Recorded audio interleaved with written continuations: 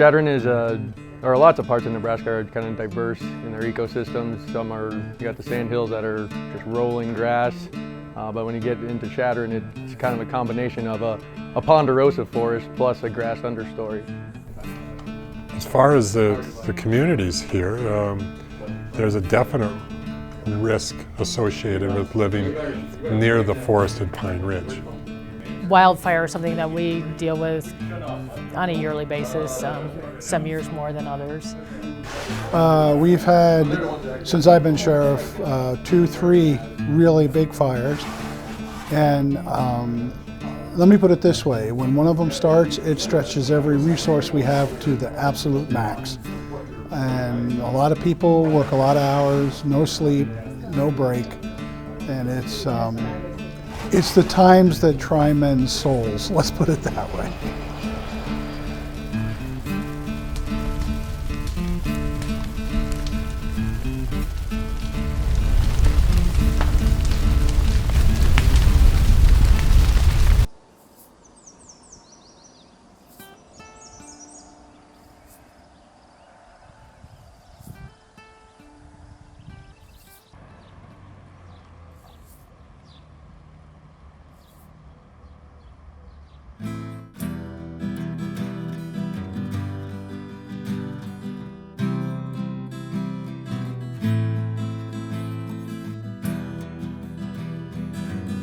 The sim table allows you, projects onto sand the actual, what it would look like if you're in an airplane above the surface, and we can actually form the sand to be the actual topography of what Chadron is.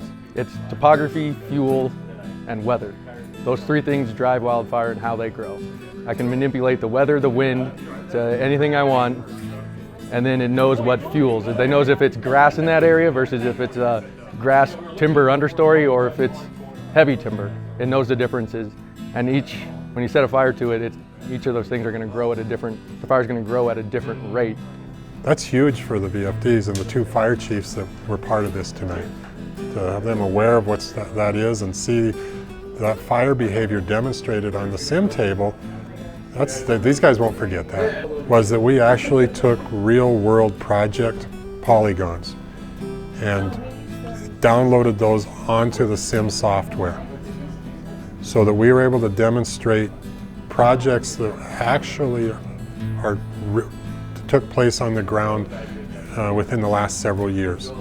So everything you saw tonight was real world. And we have a scenario where something similar to that evolves this summer or whenever, then they can base their responses on what they saw tonight and what they know is in place out there. The simulation table, actually, you can put different scenarios in with different wind changes, wind directions, different things like that, and kind of see what the burn will be on different locations in your area, terrain, different things like that.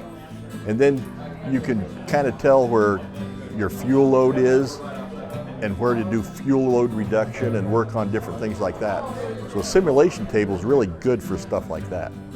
It's awesome because you can actually change scenarios on the fly. You know, it doesn't take all day to do a new scenario, and people can ask questions and they can tailor it to whatever the questions are.